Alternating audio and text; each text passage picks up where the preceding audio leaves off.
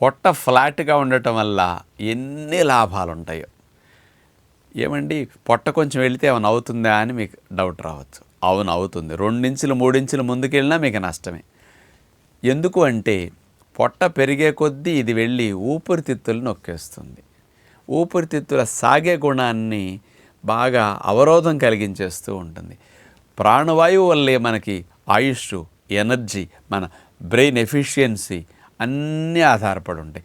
ఆ ప్రాణవాయువుని అందించే ఊపిరితిత్తులనే మన బొజ్జెల్లి 10%, 20%, 30% పెరిగే కొద్దీ అది మూసేస్తుంది అనుకోండి, మన ఎఫిషియన్సీ 20-30% తగ్గిపోయినట్లే.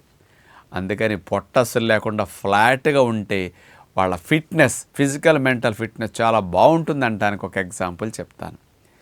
మిలిటరీ వారు చూడండి, అసలు పొట్టుంటే ఒప్పుకుంటారా?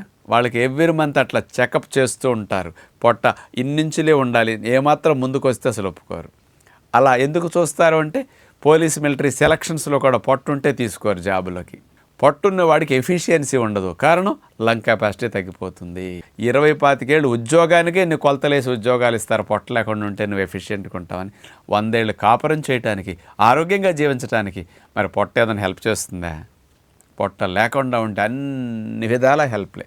కాబట్టి మీరు చూడముచ్చటగా ఫ్లాట్ స్టమక్ ఉంటే ఎంత అందంగా ఉంటారండి. మంచిగా బట్టలు కట్టుకున్నా, పట్టు చీరలు కట్టినా, ఆభరణాలు పెట్టుకున్నా ఎవరికైనా పొట్ట లేకుండా సన్నగా ఉంటే ఎంత ముచ్చటగా బాగుంటారు చూడండి.